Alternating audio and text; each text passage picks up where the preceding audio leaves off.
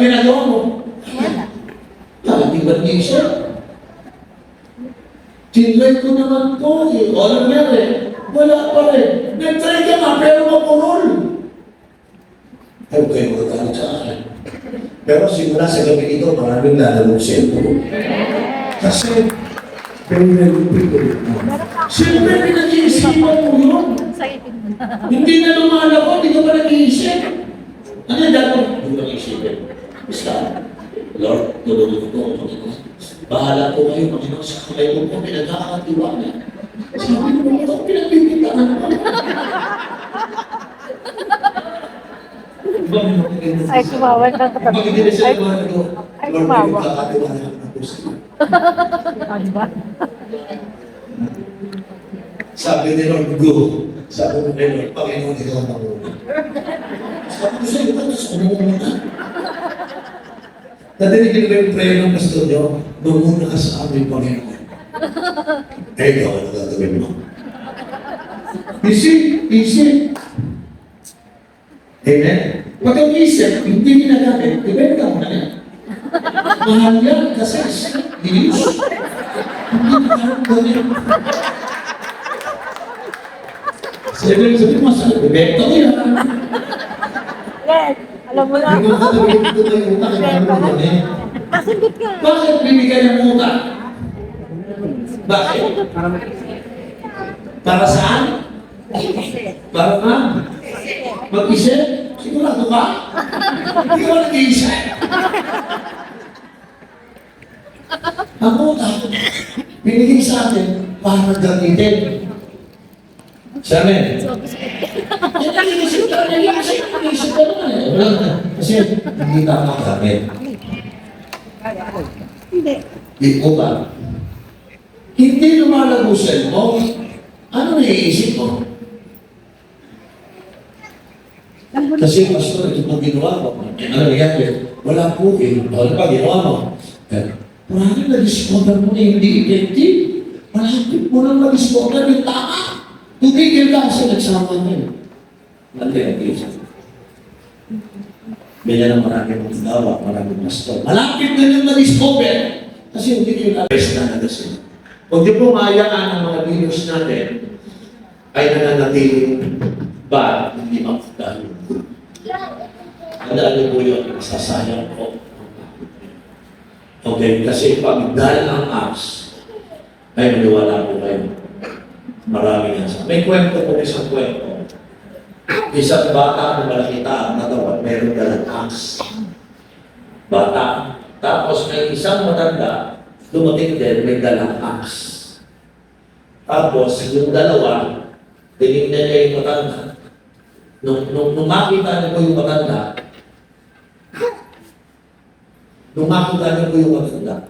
sabi nung itong matanda na ito, nagpuputol pa ng kahoy sa loob ng gubat. So, maya ng konti, kinausap niya. Nung kinausap niya, sabi niya,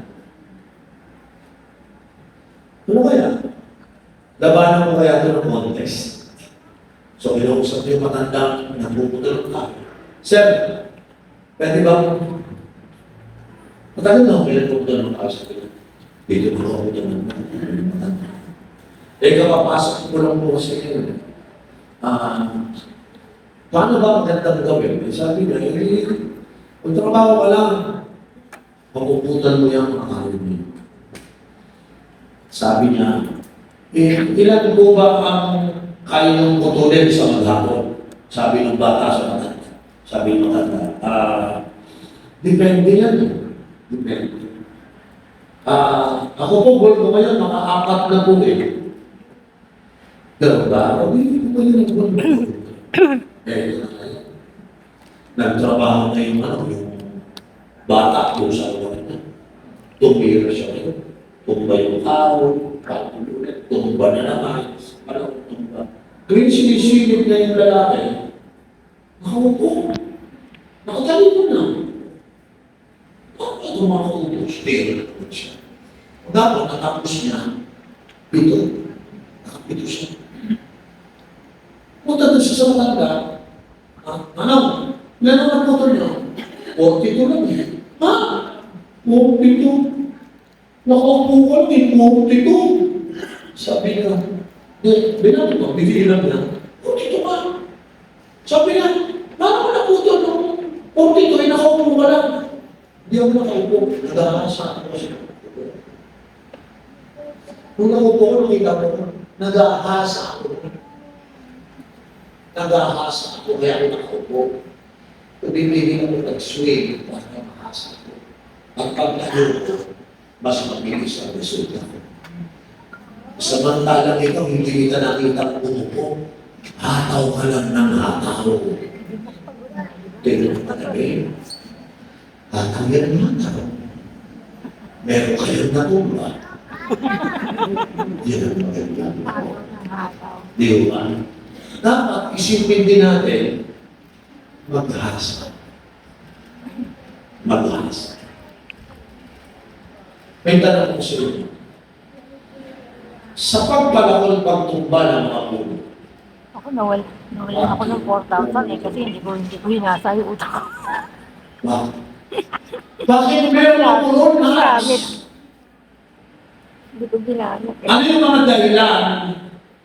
Kung sa buhay natin, bakit tayo pumurol? Gusto ko pong sabihin sa inyo, ang pagpurol natin, hindi biglaan.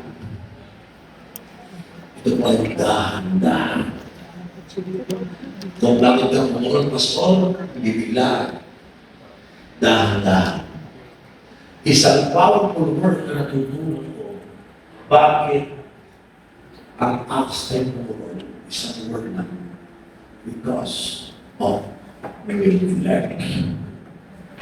Kapapayaan. Pumupurol ang balakon kasi pinabayaan lang siya. Hindi hinasa. Are you listening? Ngayon, ang balakon, pabayaan mo lang, ilagay mo lang sa gilid yan, ilang araw, ilang buwan, pupurol yun. Because of neglect. Hindi hinahasa, hindi ginagamit, doon lang, nasa gilid. And I've seen this to many Christian believers that when they neglect something in their life, unti-unti na silang pumupuro. It's not instant, it's gradual. Can I say this? Alam niyo po, banggitin ko lang to. Kapag pinabayaan mo yung time mo sa prayer, tahan-tahan ka na. Gradual. Pinabayaan mo pa yung Word of God. Ako, dahan-dahan ka ng pupuro. Can I have your amen? Tapos, pinagbuti mo pa yung pagtatago ng mga unconfessed sin. Itong tatlo na to, ito yung nagpapurol sa pastor, sa mga mananawa. Wala nang tayo sa Bible, wala nang tayo sa prayer, nagtatago ng kasalanan. Yan tatlo na yan. Pag yan pinapractice mo, pupurol ka talaga. So, ibig sabihin, if I want to restore the cutting edge of my acts, then I need to spend time to study the Word of God, to pray. Are you listening? Yes. And then, do not allow unconfessed sin to take hold of you. Ito ba yung napansin kong kulang sa maraming Kristiyano? Yung gradual progress nangyayari po. No? Na-neglect yung scripture, lack of prayer, unconfessed sin. Yan po yung mga naging problema. Bakit ko po sinabi ito? Kapag kayo po sa umaga, sabi ng Bible, this book of the law should not depart from your mouth. Meditate on it day and sabi, day and ilang beses? Ilan? Dalawa. So mali, pastor, devotion na. Tapos hindi mo sinabay sa day and night. Kasi po, bakit day and night ang sabi ng Bible? Day, when you open your eyes, open it with the Word of God. Night, when you close your eyes, the last thing that you see is the Word of God. The first day, you see the Bible. The first moment in the morning, Bible. And before you close your eyes, it's the Bible. From the beginning to the end. The Alpha and the Omega. Bible. Ganyan po kasi ang tamang teaching sa mga tao. Para mag-develop po tayo pag nagbabasa tayo ng Bible. Hindi hutang-hanin. Kaya po umaga, yan ang unang dapat makita ng matao. Ang salita ng banal na kasulatan. So, gigising ka sa umaga, pag dinan ka yung mata, tinapay. Bago ka matulog, salita ng Diyos, para pagpikit ng iyong mata, ang Word of God pa rin ang uli mo. Hindi ko nagagawa ngayon. Simula at tapos ng araw, Bible. Hindi, pagkatulog tayo. Yung level ng presence of God in Agahan. your life. Can I hear amen? Lack of prayer, ibig sabihin po niyan, when we lack, okay, we fail to maintain a connection with God. Araw-araw mo Prayer connect us to God. So when you are lacking prayer, you lack the connection with God. Nako, marami na po mangyayari pag meron tayong lacking sa Word of God. Sino ba may natutunan? Kasi po ang prayer, yan lang po ang expression natin sa harapan niya. Nakakonect pa rin tayo sa kanila, sa ating Panginoon. Pero pag wala na tayong desire to pray, wala na tayong desire to connect. Alam ni Lord yung ito po yung slow progress na tinatawag po natin pagpuron. Hindi, ito ka. Pag ang isang tao po lang na prayer, umupuro ba? Ha? Ang tataka ka, kung nag-iyosin naman ito, natuloyin na ito. Namin pag nag-chich na naman ito. Uy, nagsusugal pa rin. Uy, nagkaroon. Ang dami mo mapapansin. Yung pala, mapuro na. Yung isip niya, hindi na nagpapangsyon na tama. Akalaan mo, mas ginusto mo walang Bible reading, mas gusto mo Facebook. No? Instead na page the book, ikaw, Facebook. Ha? Wala kang time kay Lord. It's because ito yung gradual decline at unti-unti. Kaya na-help you, amen. Ang pinakamalupit, yung unconfessing. Alam niyo ba, pag mapuro na isang Kristiyano, ay sigurado ko sa iyo, may ginagawa niyo. Oh. May mga Kristiyano sa witness.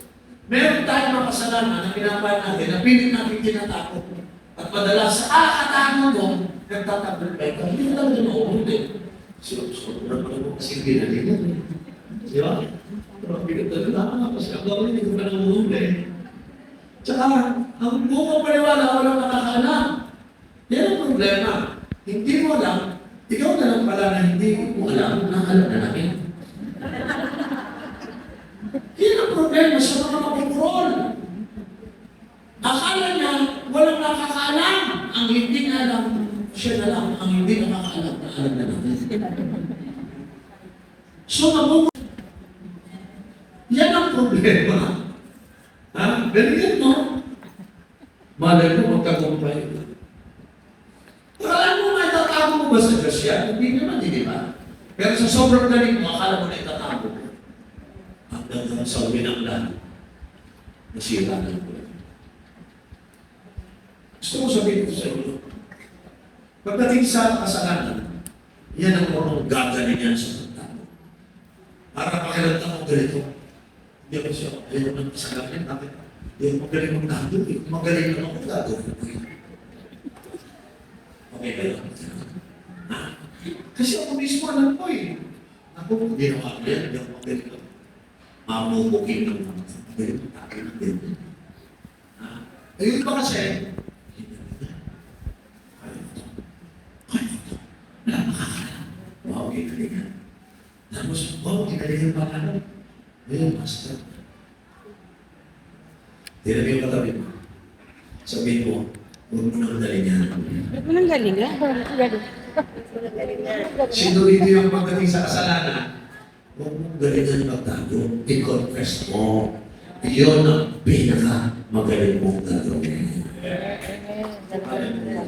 Alam niyo po na more than in the age of 21, lahat po ng klaseng kalungan alam ko.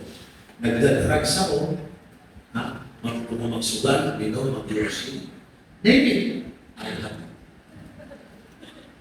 Nung nagbasa na kayo ng Bible, something changed. Kasi kaya ako pala nagagawa itong mga bagay na ito. Walang kailangang pilitan yung system sa buhay. Para sa akin kasi ang Bible, parang pilitan. So kung binabasa ko yung Bible, lalapit sa akin, Yosef, nakakatang kong binasa ko. Pag ako yung nagyayaya drugs, patakyan ko eh. So yung drugs doon, madami doon. Pagdating ng drugs sa akin, nakaharami ng Bible eh. Kasi yung Bible, ang filter ko, hindi makapasok sa akin. Wala sa akin naging galit. So ganun yun. Walang ganun. Alam mo sino humarang? Yung pagkaalam ko sa salita. Ang Bible, hindi mo lang nag-build ng system. Yan po yung naging tulong para ma-discern ko kung ano yung hindi makakabuti sa akin. Alam mo, let me say this. Marami siya kaya kayo nahihirapan. Hindi nyo ginagamit ang discernment. Kasi discernment, ibig sabihin yan, sharpness. Sharp ka. Oops! Nadidetect mo agad kung ano yung mga kasira sa buhay mo. Sharp ka doon. Alam mo, hindi ko babae, niluloko ko ng isang lalaki, hindi ka pala siya nag-discern. Sabi? Kasi wala sa discern na nakikita. Ang buti, ang buwan. Cute na. Hindi niya alam, nasa pinakita niya sa gym eh. Nagmabalik din eh. Yung laki ng katawan. Yung six-pack na yun, no? Kaya wala sa discernment. Naligot pa na. Sabihin ko ba? Bakit? Bumaba na. Gusto ko rin nakita ko nakabuhay. Siya, sabi mo na discern. Sino rin wala ang discernment behind us? Mababakit. Ang dali mo kasi mula yun eh. Kulang kasi tayo sa discernment. Ang discernment, talas yan. Sharp yan. Yung pagmamapit pa lang, tumibak lang. Sana, wait ko.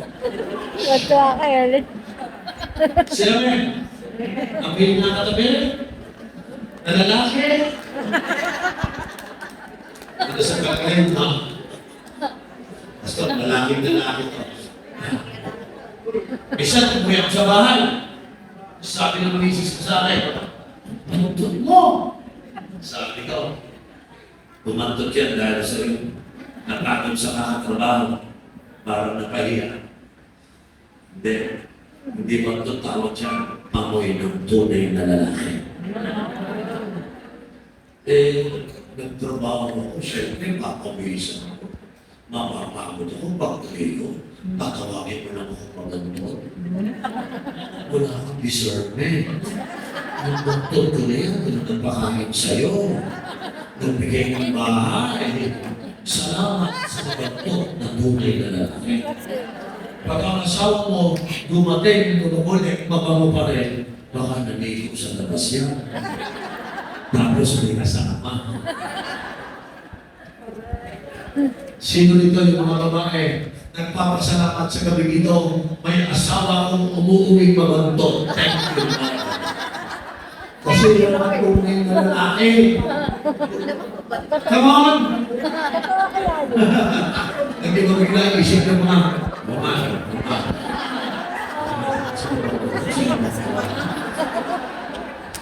ito mo yung pinagtutunan. Sinasabi ko po. Sino may natutunan dito? Pagkaraanan mo mabuti, pinutulong ko sa inyo.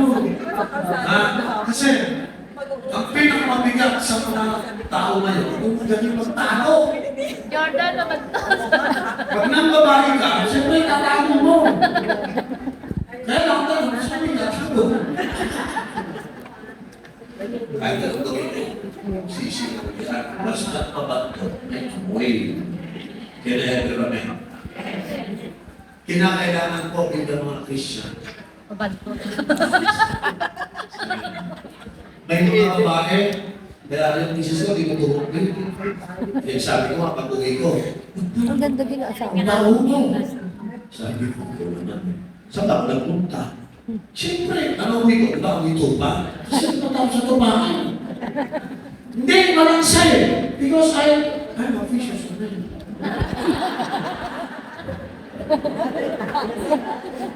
Siyempre, nangingisda ako, lalang sa ako. Sabi? Kung ako'y kambing ako, kasi nagmakas ko na ako eh. Sabi, gusto mo mababaw ako pag-uwi ko? Hindi ka daan na. Liligo ko na ako. Tama ako. Pero I don't think you like it. Sabi siya, naisip ko niya, okay na natin. Tinigil ka tabi mo.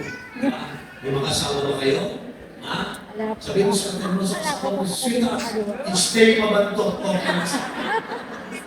Amen. Pagdating, patiguan mo. Ayun, Ele. Mga kapatid, kinakailangan po sa panahon po namin kayo, alam natin mag-deserve. Amen. May natututunan tayo? Kung gusto nyo po makabalik tayo, ayusin po natin.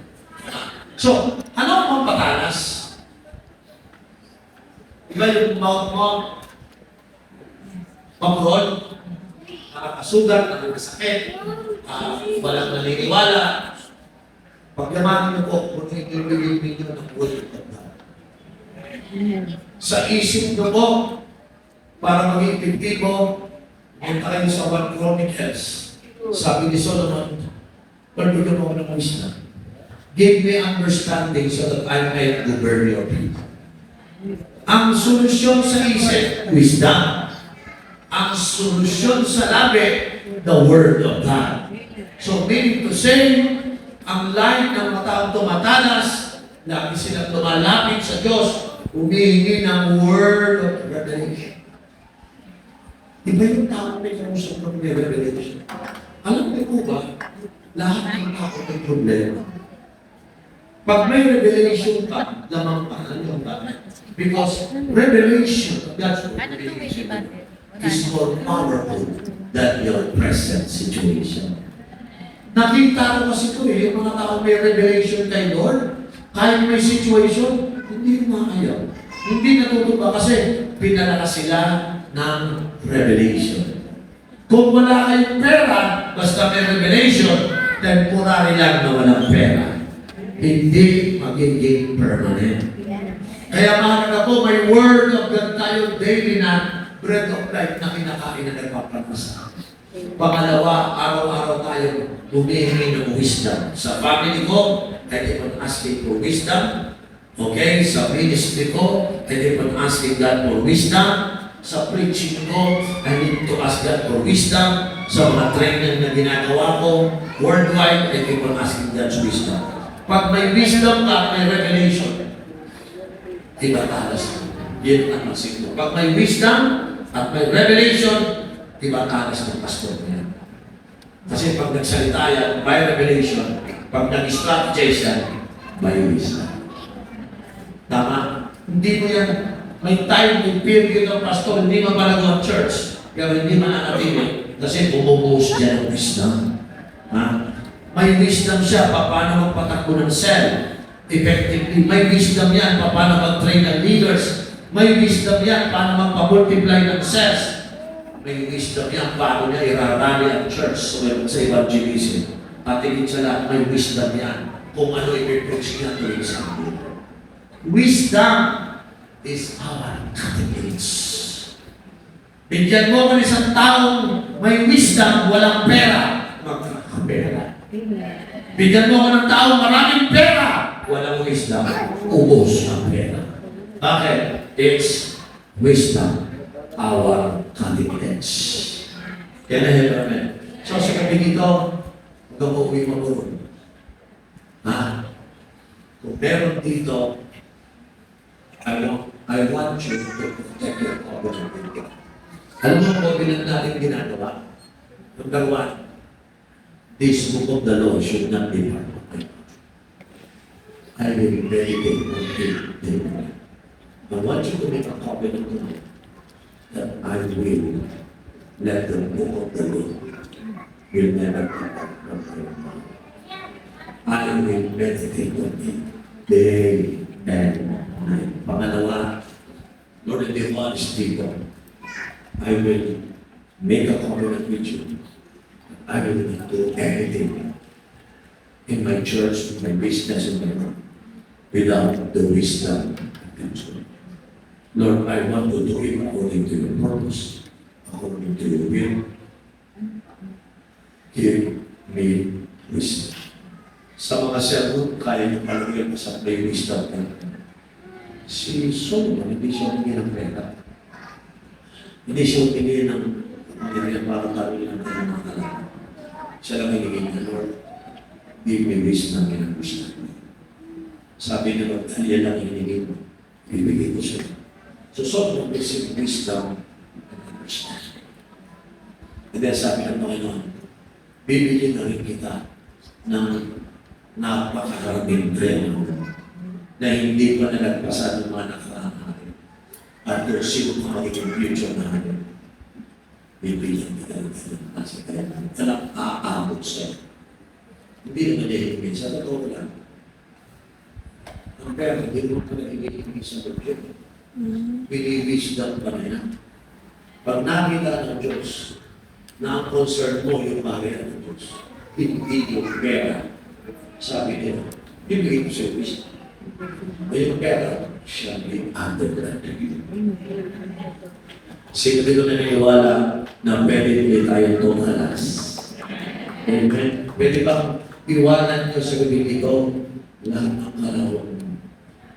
Lahat ng kapulan mo ginawa mo na dito. Gusto ko paglupunas sila sa pinto niyo. Yung dumana yung kahit tayo. Bakit? May hiwa ko sa iyo. Ang sharp-sharp mo. Sino niniwala yung pagkawin mo nagiging sharp sa gabi dito? Ako mo naman isya. Sa'yo na yun. Pinaaangan na yan. Hindi naman ba mo yan? Matalas. Amen? Mga nagtatawin, sabi ko sa kanya, nakakahiwa ka na ngayon. Pwede ba po kayo kayo? Jesus. Palakpakan natin ang Panginoon. Ano yung pera? Kung magtatago ka rin lang. Kaya, doon tayo mas kapag yung lahat ng tatanong ng kami, gagayahin ko lang. Ay, gagayahin ko. Gusto ko rin. Pero kapatid, bago mo gano'n ako rin, nag-isip sila talaga. Requirement po ang matanas na risk. Hindi makakagalaw pag magpuod ang pag-iisip. Huwag kayo mga open, ha? Sino sa inyo nag-iisip kayo? Ha? Yan ang nakakasama. Kapag mo, kalawang ka tayong isip eh. Kaya kalawang na. Alam mo yung mga kalawang ng isip na nakakahapon? Pag kalawang na tabin mo yung maagas, ano kami? Kaya kasi emotional, hawa-hawa niya. Puro kalawang. Bakit? Yung pastor lang magpapila naman sa gusto. Pag ang pastor matalas, lahat matalas. Ganun yung ganun. Kaya yung pastor nila, pag-pray Lord, no? Lord, bigyan ko siya ng maraming hindi. Eh, sabi ko sa mga pastor, kahit wala akong pera, basta pilihan ka. Sabi, lahat ng tanong, pilihan rin yung tanong na yun. Diba? Diba? Tama? So, ito rin gusto kong makita ninyo. I-realize ko, ang umay ko na ibigay mo sa ito. Ang mga nalabi ko. Feelings. Is that what I'm going to do? Again, I'm not building you, I'm instructing.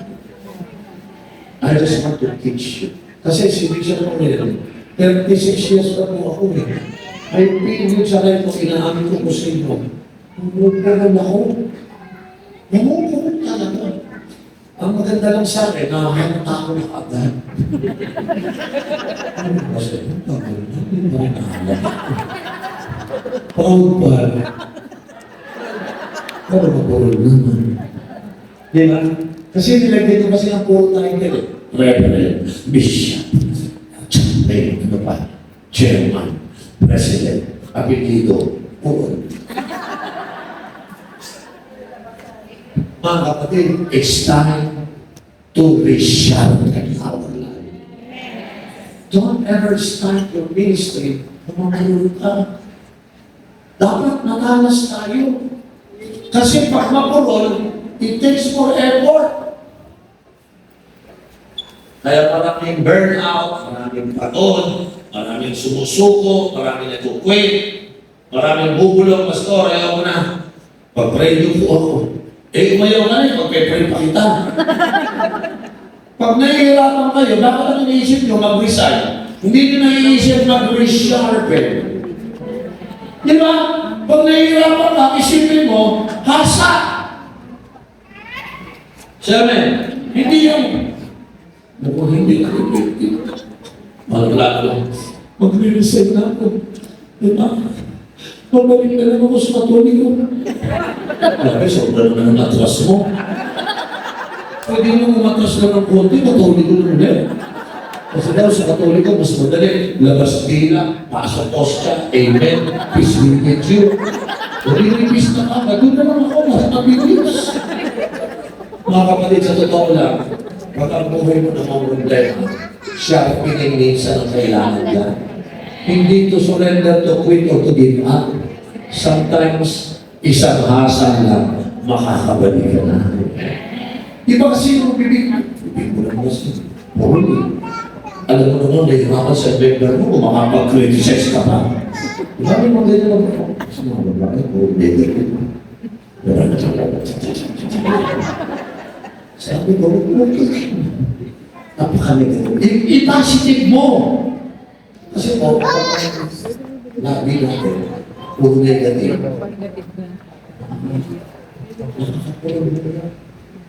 Di ba lang kasi nag-negative yun. Kung mo kailangan ko sa kung hindi mo ginatanggal, ang puro mo kasi. Gusto mo effective, gawin mo positive. Ha? Pag nakakita kayo ng pinili ko, nakakakas ako yung problema sa ministry mo. Ha? Alam mo, pinakakaasa, yung mga matitigas ng ulo. Ha? Nakaranas pa kayo yung cell-member mo, matigas sa ulo. Primary care mo, matigas sa ulo. Ano gagawin mo? Di ba? Gusto mo nang ibuhos lahat ng pot at galit at sopa. Ito, no? Diba? Tama ka? Hindi. Kasi mga ganun siya nito, ang puro lang, hindi tatama. Hindi mo nakakatago yung ano yung mga galit mo. Balitan mo. Number one, ito yung matalas. Gamitan mo ng matalas na 70 and 70. Talas mo. Yung pinapataman mo yung mga nagkukulang. Ito pa, ako sa inyo, ha? Lalo na sa babae. Pag may mga problema kayo, hindi i-emote.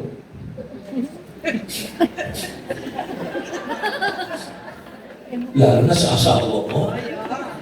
Meron pa kayong misis dito, yung pag nakita mo yung asawa mo, kumukulot ang dami mo.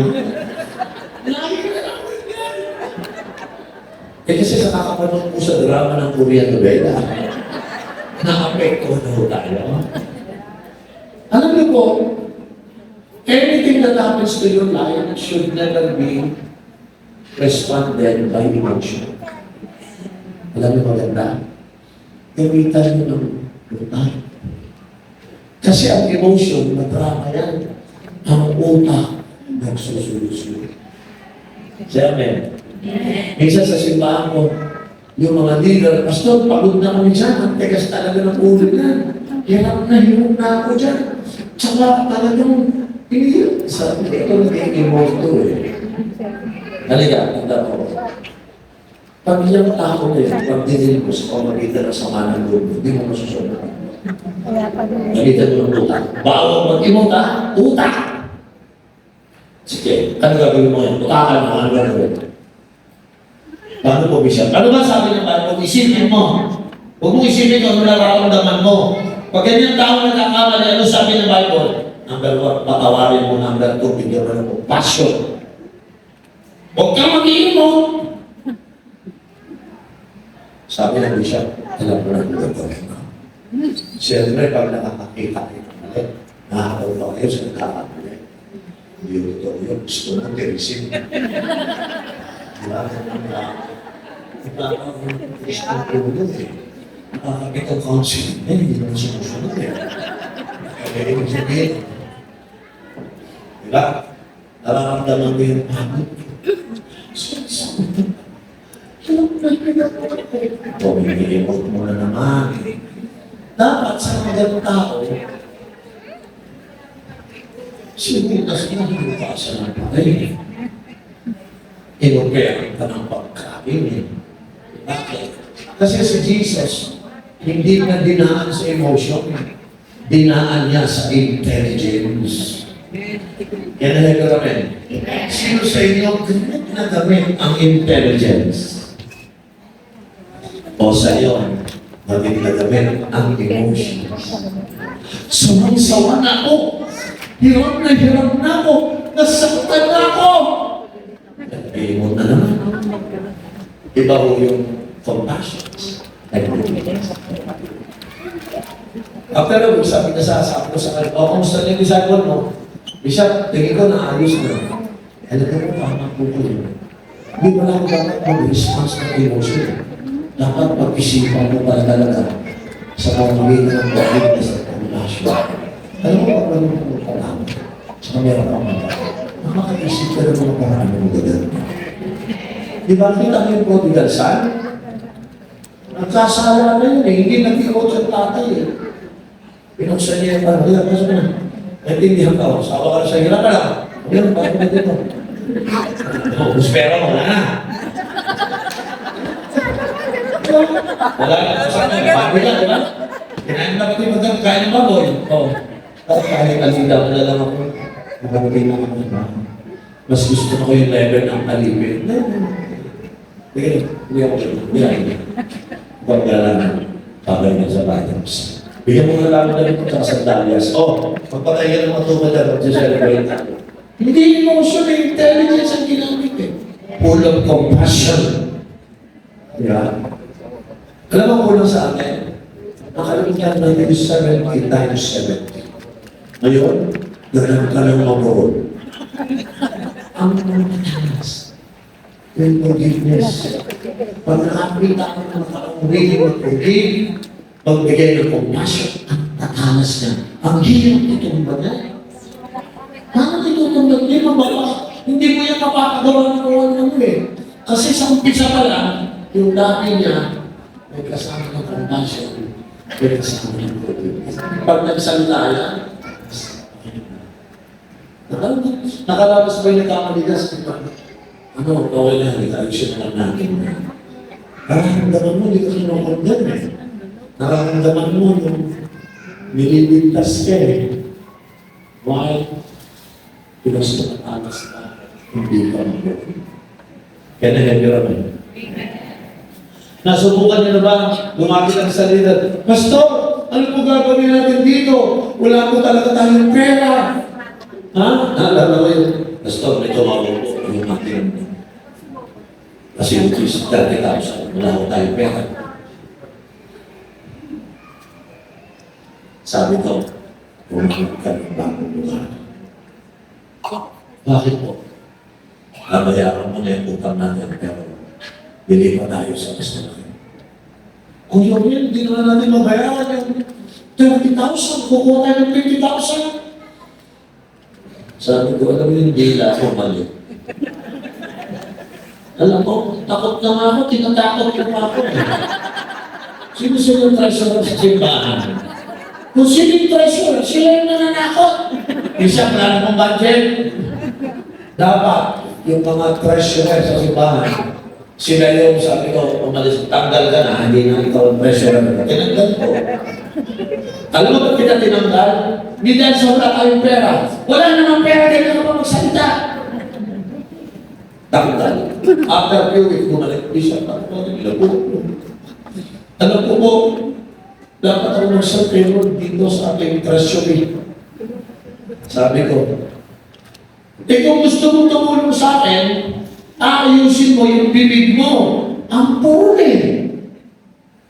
Sino sa inyo treasurer yung mapuro lang bibig? Wala na ng pera, pinamukha pa sa'yo. Ang puro eh. Di ba? Siyempre, pag gano'n ng treasurer, walang mangyayari. Tawagin nila po. Pinatawag ko. Lumipat ka, may 50,000. O, Ben, may pambayad ba tayo? Magkano pera natin? Meron mo tayong pambayad. Wala pa lang sa kamay natin. Ano ang gusto? Ang alas. Nakaka-encourage. Hindi mo pwede ko nang ikukumpnud na wala tayong pera. Sabi ko, may pambayad ba tayo? Magkano budget? Meron tayong budget. Mababayaran natin. Pero sa ngayon, wala pa sa kamay natin. Paparating na. Okay? Alam niyo po, si Ben, hanggang ngayon, kasama ko pa siya. Monthly bills ko, 2 million. Siya lang ang kasama ko. Ben, kamusta? Dami tayong pera, pastor. Okay. Nakuto eh. Kasi, nahasa na eh. Siya, ang sarap kasama. Ako, yung basis natin, hindi ko mapupuno eh. Ang pagkakachiro na pinag-usapan. Wala naman tayong pera, wala na. Walang tigil, more effort. Sino sa inyo yung misis, pag wala ng pera mister mo, yung mouth mo, matalas. Hindi lumihiwaan yung matalas na nakakain ang rabies. Parang yung misis ko, sabi ko, oh, kaya mo ba? Sabi niya, bakit hindi mo sa bakit mo, kailangan kaya mo ka? Eh kasi, yung sweldo mo, hindi sa para sa aking budget.